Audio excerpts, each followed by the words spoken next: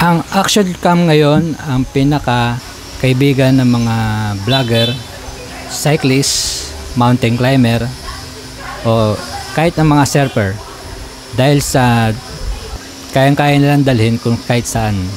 Tulad na lang nitong hawak ko, ang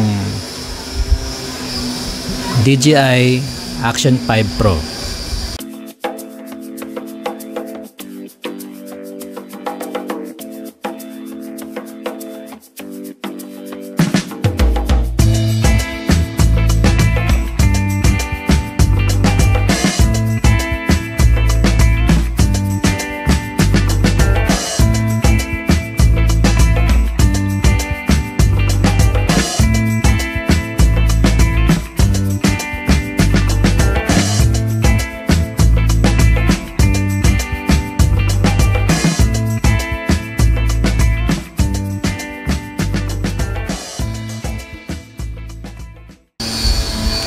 Siguro naman familiar kayo sa GoPro o kaya sa Insta360. DJI ang kanilang kakompetensya pagdating sa action cam. Karamihan sa mga makipapanood nyo sa YouTube ay ang kanilang DJI Adventure Combo.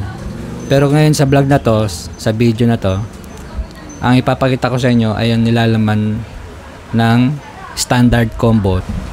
Nang laman ay ito, ang mismong camera, pati itong case nya, at itong clip, easy to attach sa mismong camera dahil magnetize siya. Narinig nyo? Siyempre meron niyang clamp. Siguro doon nyo nakakapit yan. Yan. Wala lang kawala yan. Ito, pwede nyo ilagay sa helmet. Patong nyo. Ito, adhesive tape yan.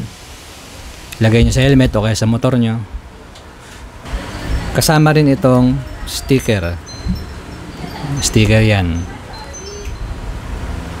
At ang manual.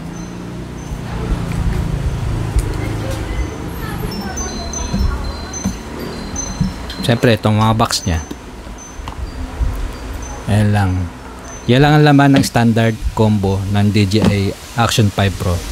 Kumpara sa Adventure Combo, nandun na, kompleto na lahat. Ngayon ang battery nitong DJI Action 5 Pro, may capacity siya na 1,900 milliamperes kumpara sa mga nakaraan niyang version. Mga nakaraan version kasi 1,770 milliamperes lang. Ito meron siyang, ito nga, 1,950 milliamperes. Ito yung battery niya. Mababasa niya rin yan dyan. Ito.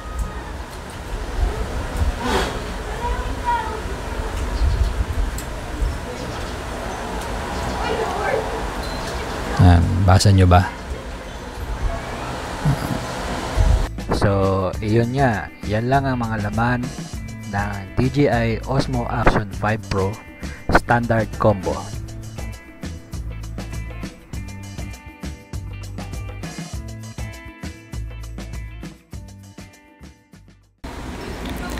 Siyempre, sa sunod na mga video, ipapakita ko sa inyo ang mga video test ng camera na to, kung gaano siya kalinaw sa aking magiging experience.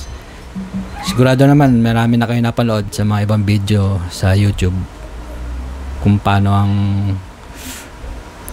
klase ng quality ng kanyang video.